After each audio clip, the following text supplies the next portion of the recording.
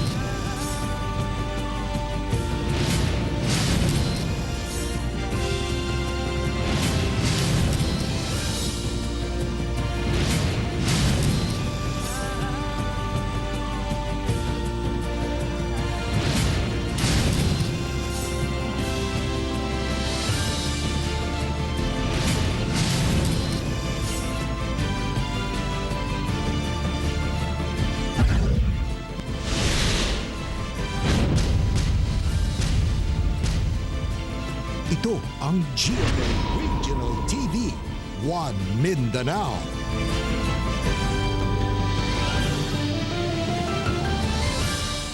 Maayong hapon Mindanao, kini ang GMA Regional TV 1 Mindanao. Hatod na mo ang pinakadagkog, pinakulaing balita sa Mindanao. Ako si Tek Ocampo. Real Soroche live gikan dinhi sa GMA Davao Complex. Cyril Chavez live gikan dinhi sa GMA Cagayan de Oro Station.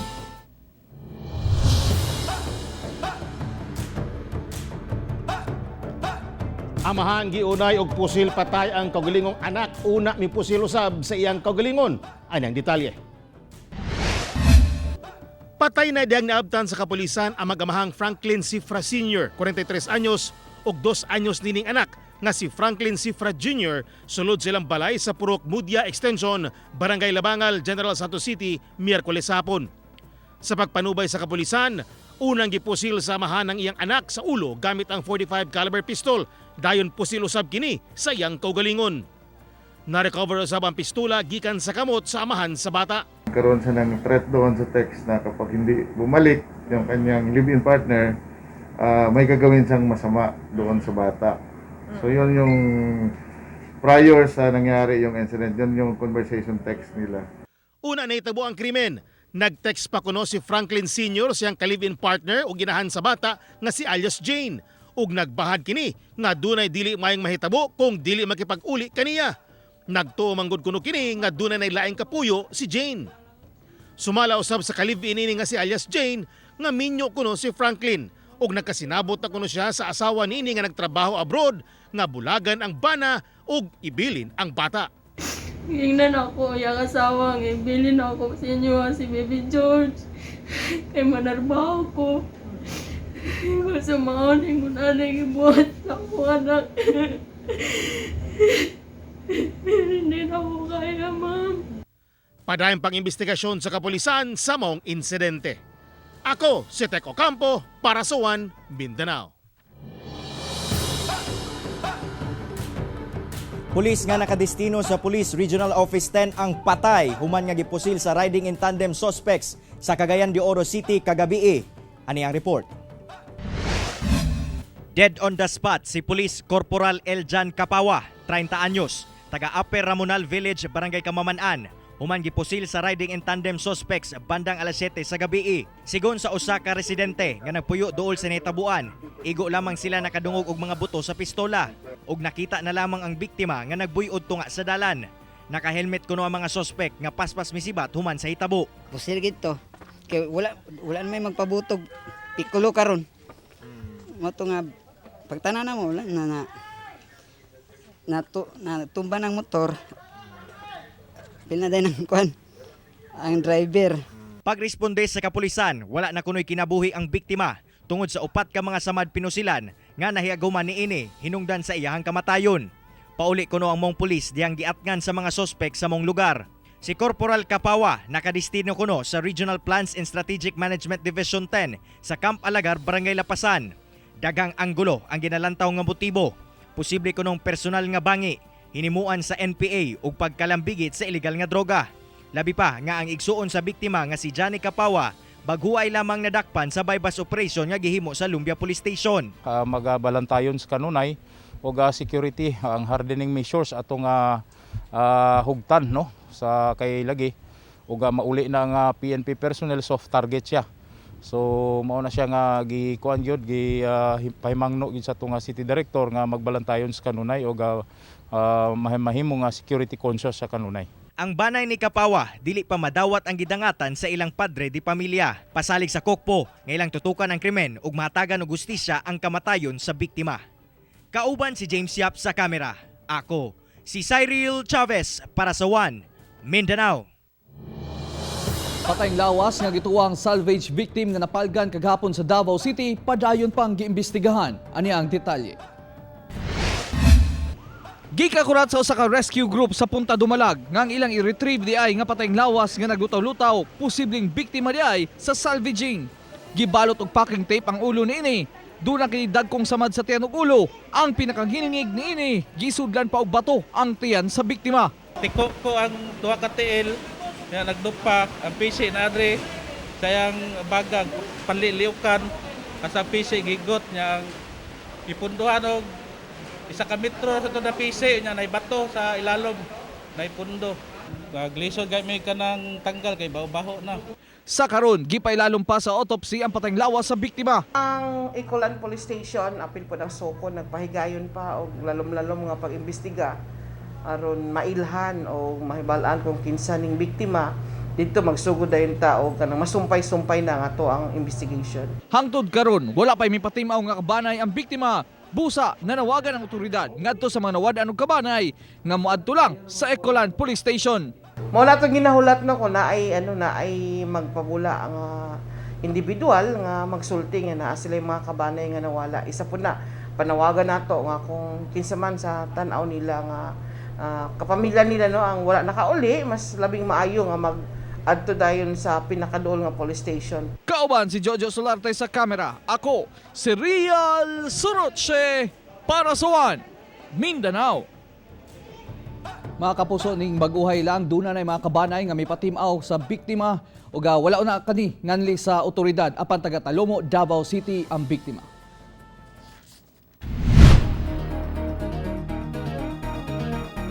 Bakuna bato COVID-19 laomang moabot sa Samal Island sa third quarter ning tuiga. Dugang detalye sa live report ni Jandy Esteban. Jandy. Tek nakaandam na sab ang mga vaccine freezer sa Samal Island kung asa store ang mga bakuna. Kapin 60,000 dose sa AstraZeneca vaccine ang paliton sa lokal nga panggamhanan sa Samal Island nga gigahinan og 15 to 20 million pesos. Priority nga turukan ang mga senior citizen ug uban pa nga lakip sa vulnerable sector. Laumang moabot ang mga bakuna sa July.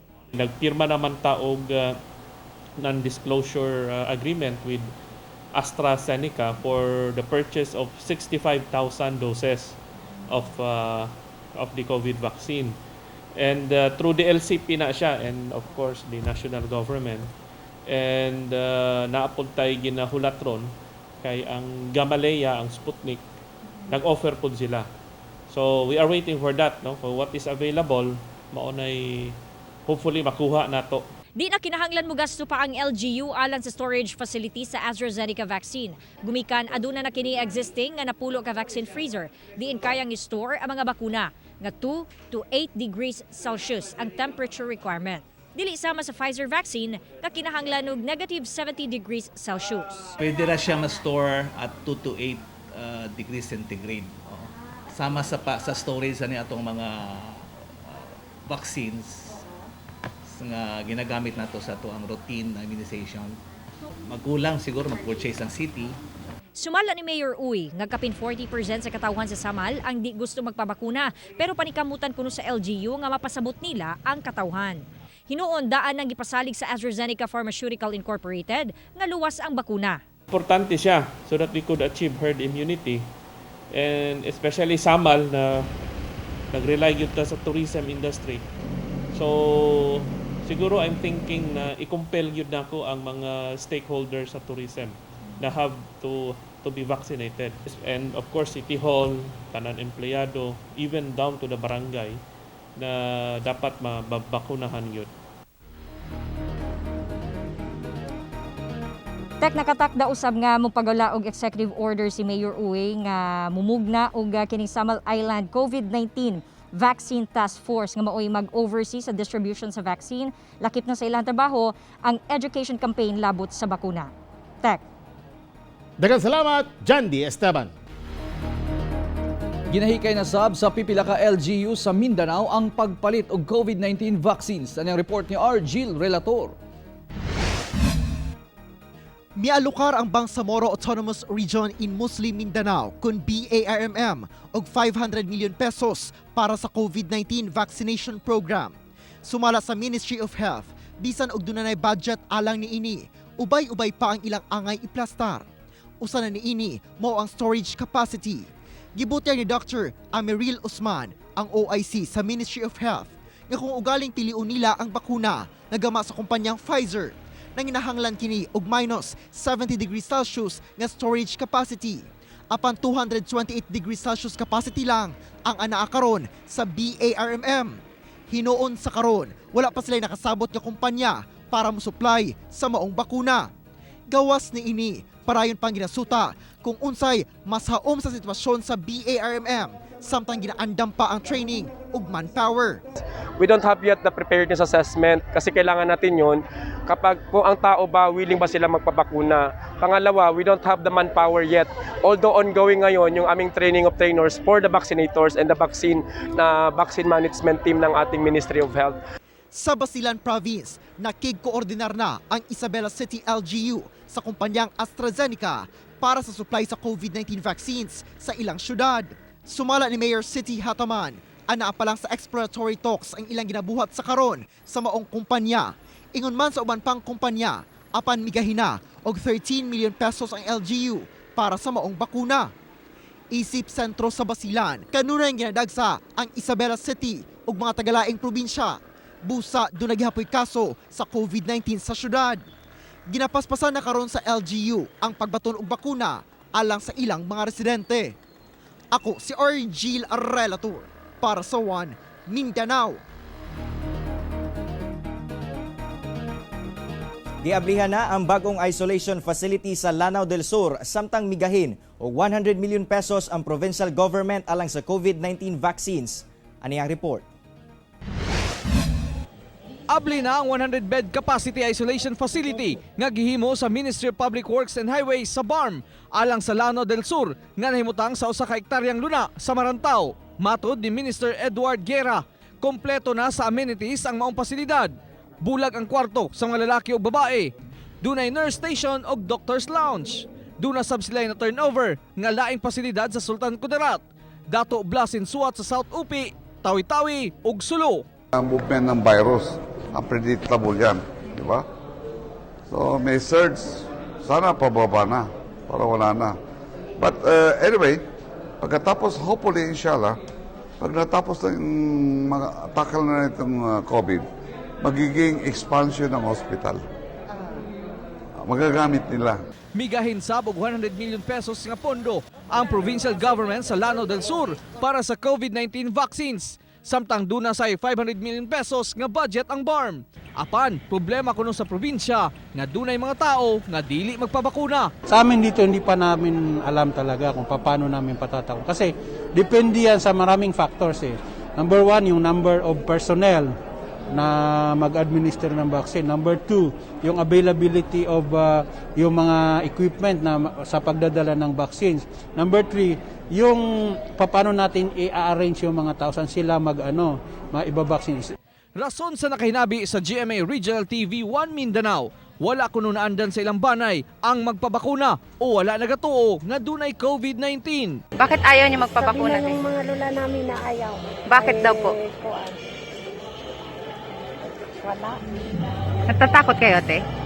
Bakit natatakot? Hindi pumapayag yung mga pamagulang ko. Kung may COVID kami dito, ano na kami dito na may namamatay sa amin dito, wala naman. So, hindi nyo na kailangan magpa-vaccine? Hindi namin kailangan. Hinoon mapasalamaton ang mga LGU sa Lanao del Sur nga COVID-19 free pa, sama na lamang sa Sultan Dumalundong nga usa ka hilit nga lugar sa probinsya. Nagpapasalamat kami sa gobyerno sa tulong din nila na binigyan kami ng mga para magkaroon kami ng isolation area. So hanggang ngayon sa awa ng Diyos wala kaming COVID. Ako, si Real Suroche para sa One Mindanao. Formal nang milingkod si United States President Joe Biden o Vice President Kamala Harris karong adlaw. Pipila ka mga Mindanaoan sa Amerika unsa ka ang ilang gilauban sa bagong liderato.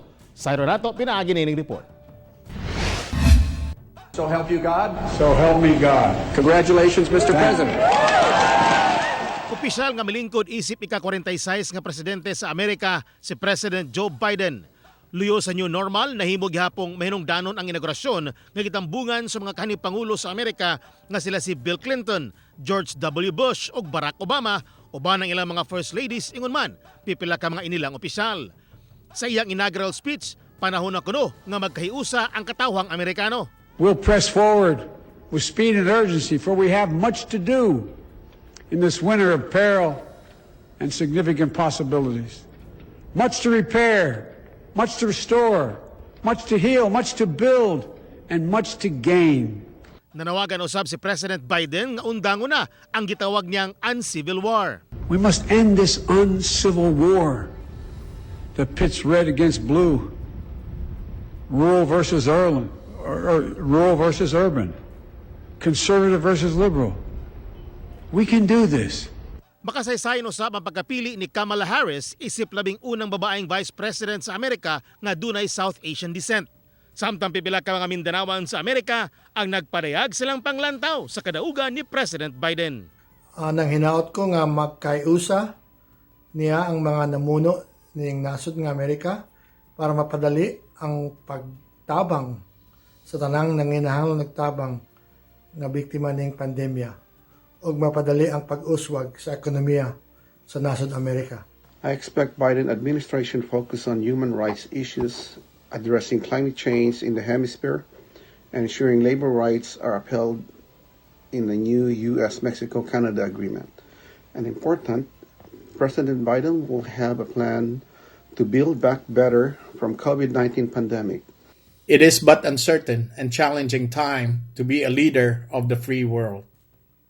The surging effects of the pandemic and the controversies that lies in winning this election will continue to divide this nation. Ako, si Teco Campo para sa One Mindanao.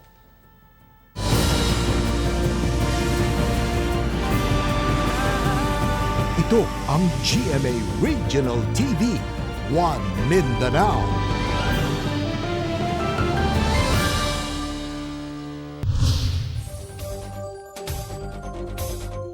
National Highway sa Manukan sa Zamboanga del Norte nagka-landslide tungod mihumok ang yuta resulta sa walay puwas nga pagulan. Ano ang detalye? Kuha kini sa netizen dihang nagka-landslide sa National Highway sa barangay Luquilos, lungsod sa Manukan sa Zamboanga del Norte Martes sa hapon. Makita sa video ang mga nangatumbang dagkong punuan sa kahoy nga nadala dihang midahili ang yuta. Una ang landslide, nakasinati kuno ang lugar ug walay unda nga pagulan, hinungdang mihumok ang yuta. Daghang mga sakyanan ang stranded tungod na alihan na ang karsada. Hinoon, daling miresponde ang mga personahe sa Municipal Disaster Risk Reduction and Management Office ug nahawanan dayon ang karsada pila ka oras gikan sa panghitabo. Busa, padayong nagpahimang no ang pag-asa nga posibleng makasinati og localized thunderstorms ang pipila ka lugar sa Mindanao nga mamahimong hinungdan sa flash flood ug landslide.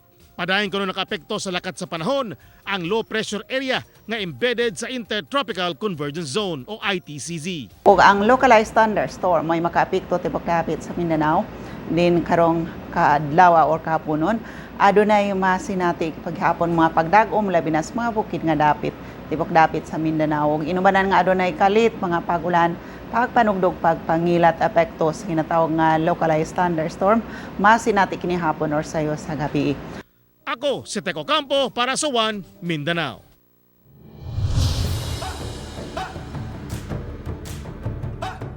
Usa ka pulis ang patay samtang samdan sab ang laing pulis human nga mibangga ang ilang gisakyan ngadto sa usa ka nakaparadang truck sa Malaybalay City, Bukidnon. Ani ang report. Dead on arrival sa Balay Tambalanan si Police Staff Sergeant Dennis Landicho, 35 anyos. Samtang samdan si Police Executive Master Sergeant Enrico Dominguez, 45 anyos, pulos mga nakadistino sa 1st PMFC sa Bukidnon. Human nga mibangga ang ilahang sakyanan sa nakaparadang wing van sa Puro 4 Barangay Kalasungay. Sigon sa investigasyon nga padulong ang mga biktima sa dalan pa Cagayan de Oro, diyang wala niini nabantayan ang nakaparadang truck nga nag-ilis og ligid. Walay early warning device ang truck, hinungdan nga misalpok ang sakyanan sa mga biktima. Siguro medyo kusog lang siguro niyang pagpadagan, ngit-ngit ang mga area, kung ang sakyanan, ang truck, atong nabanggaan yun niya ang truck. Temporaryong gikustudiya ang driver sa truck nga si Razel Hami Sulatan, 26 anyos, residente sa Purok 3, Barangay Kalasungay. Pasakaan kini og kasong reckless imprudence resulting to homicide and serious physical injuries. Karon gihaya na si Landicho sa Manolo Fortich kung asa mi bisita sab ang pipila ka mga kaubanan sa trabaho ug mga higala. Sa mga motorista na mag-drive sa atong kadalanan, so mag-amping jud tan-awon jud ang maong area kung nabay nakaparking na mga sakyanan. Ug sa side po sa mga truck driver na nagparking sa kadalanan, ipahilo na jud nila parking ang ilang mga sakyanan na dili medyo makaharang gamay sa atong kalsada. Ako, si Cyril Chavez para sa One Mindanao. Dagkong kantidad sa illegal nga droga ang nakuha sa sunod-sunod nga bypass operation sa Davao City Police Office. Ani ang detalye. 256,000 pesos ng street value ang napalit sa otoridad sa usa ka SAP beneficiary atol sa bypass operation nga gikasa sa Sasa Police uban ng Special Operations Group sa DCPO. Dinakpan mao si Jerry Basalo, residente sa Bangkal, Davao City. Street level pusher usab ang nadakpan sa Buhangin Police nga si Benji Ikat, taga Tigato Road, Buhangin, Davao City. 9,000 pesos sa kituang shabu ang na-recover kaniya, lakip ng mark money. Sa Buhangin gyapon, dakpan ang ilang kaduhang target sa bypass operation nga si Henry Balong, 56 anyos, di nakuhaan kini og 4,500 nga illegal nga droga. Ubay-ubay ang operation nato sa sa kaning bypass. Positibo usab ang gipahigayong bypass operation sa mga personel sa Talumo Police. Diin top 6 sa PNP ug PIDEA regional level ang ilang nadakpan. Giila kini nga si Junel Jaime. Nakuha kaniya ang suspected shabu nga mobalor ngadto 160,000 pesos. Nakuha nato kato sa regional level katong top 6 nga gipahigayon sa Talumo Police Station. Apil po na ato ang SOG sa DCPO, no. Section 5 ug 11 ilalom sa Comprehensive Dangerous Drugs Act of 2002 ang atubangon sa mga dinakpan. Ako si Rial Suroche para sa One Mindanao.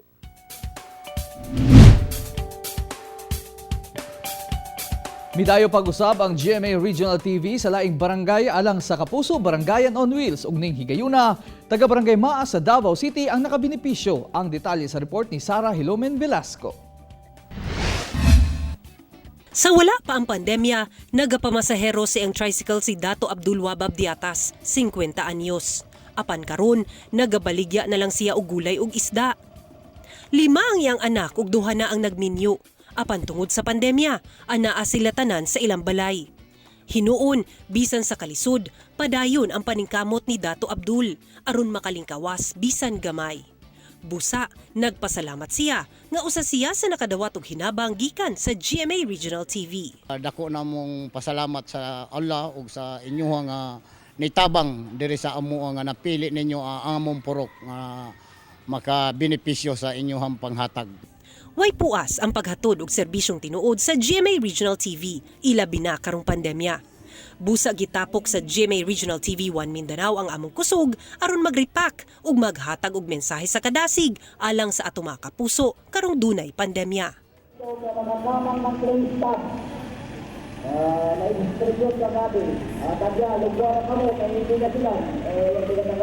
Gilimpyuhan sa Kapuso team ang venue kung asa ipanghatag ang mga hinabang ug ang matag benepisyaryo misunod sa saktong health protocols. Ug sa ilang pagdawat sa mga hinabang, mabati ang kalipay sa mga benepisyaryo. aktibo man gud mo sa mga community outreach, mga programa nga ang mga tao nakabenepisyo. Sama ni karon makita nimo ang mga tao nga murag nalipay gud sila nga namo. Padayon ang Kapuso Barangayan on Wheels sa pagbisita sa mga barangay aron sa paghatag og hinabang sa mga nanginahanglan. Kini pagtamod sa among saad nga serbisyong tinuod nga buong puso para sa Pilipino. Ako si Sara Hilomen Velasco para sa One Mindanao.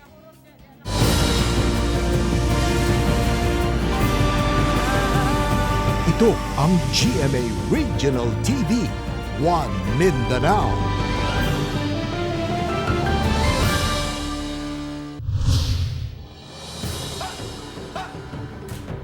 Patayng lawas sa wala mailhing lalaki na palgang naglutaw sa sapa. Anaa sa 5'4 ang gitason. Gibana-bana ang 40 ngadto 50 anyos ang pangidaron ng kaitom og t-shirt og stripe nga pantalon ang suot niining usa ka patay nga lalaking napalgan sa usa sa mga residente nga naglutaw sa sapa sa barangay Bagalupa sa Labangan, Zamboanga del Sur. Ginaila pa sa kapulisan kung kinsa ang biktima o kung dunay foul play sa pagkamatay nini. Ana-ana sa lamayan sa barangay ang biktima. GMA Regional TV padayon sa paghatod og mga balita ug serbisyo nga makapasigarbo sa katawan sa tibok nasod. Gipangusgan sa GMA Regional TV ang campaign ining Local News Matters. Dugang detalye sa report ni Argil Relator. Gibarugan gayud sa GMA Regional TV ang campaign niini nga Local News Matters. Pinaagi sa mga station niini nga nahimutang sa Luzon, Visayas ug Mindanao. Pinaagi niini mas nahatagan og impormasyon ang katawhan sa mga balita nga mahinungdanon kanila gawas sa Metro Manila. Sa tuig 2020, GMA Regional TV morning shows ug local newscasts nakakuha og combined reach nga moabot sa 64% sa tanang TV households sa tibuok nasod. Kini adunay estimated total nga 46.8 million viewers. Base sa TV Nielsen Philippines TV audience measurements, Total Philippines data, gikan Enero hangtod Disyembre sa miaging tuig. Sa milabayng duha ka tuig, misaka ang viewership sa GMA Regional TV sa tanang regional newscast programs. Base sa 2019 ug 2020 Nielsen Philippines Metro Cities TV audience measurements. Ang GMA Regional TV North Central Luzon Hub, ang GMA Regional TV Balitang Amyanan ang nagunang newscast.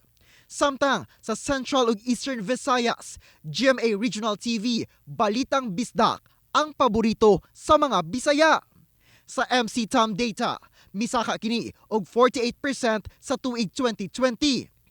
Morning viewers sa Central ug Eastern Visayas ang nakatutok sab sa GMA Regional TV Live nga gi-launch niadtong Abril sa milabayng tuig. Anausab ang GMA Regional TV One Western Visayas nga nakakuha og 165% viewership growth in Metro Bacolod og 174% viewership sa Metro Iloilo gikan 2019 ngadto na sa tuig 2020. Niadtong August 2020, gilusan usab ang pinakauna og hiniusang weekday Hiligaynon TV morning show sa Western Visayas nga mao ang GMA Regional TV Early Edition. Ug ang GMA Regional TV 1 Mindanao nga midoble ang rating sa 2020 kumpara sa 2019. Kini ang hiniusang newscast sa Mindanao, ang programa nga produced sa Mindanaoan alang sa mga Mindanaoan nga nakakuha og 137% viewership sa Metro Davao. Susama usab ang nakuha niini sa Metro Cagayan de Oro viewers nga adunay growth nga 110%. Ang anchor sa One Mindanao nga si Tac Ocampo ang gipasidunggan sa Gandingan Awards as Best Anchor uban ang seasoned journalist nga sila Sara Hilomen Velasco ug Rial Soroche. Niadtong June 2020, gilusan usab ang Unified Weekday Morning Program sa Mindanao nga At Home with GMA Regional TV.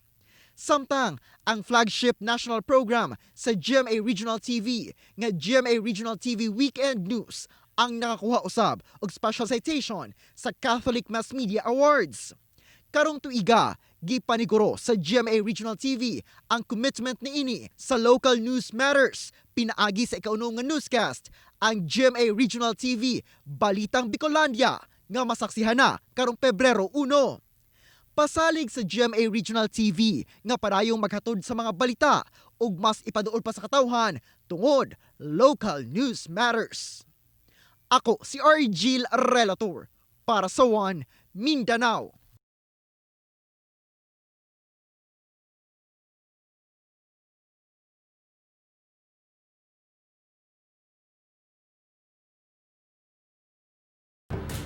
Mga kapuso, way puas ang among paghatod og balita. Bisitahi ang www.gmaregionaltv.com ug mag-subscribe sa official YouTube channel sa GMA Regional TV. Busa mga kapuso, ayaw polahi sa mga dagkong balita sa nagkadaing rehiyon sa nasod, subscribe na. Ug mo kadto maulahing balita sa Mindanao karong adlaw. Ako si Real Soroche. Dagang salamat sa inyong kanunay nga pag-uban kanamo matag adlaw. Ako si Cyril Chavez. Tungod mga balita sa atong palibot, importante alang kanamo. Kini ang GMA Regional TV 1 Mindanao. Teko Campo, buong puso para sa Pilipino.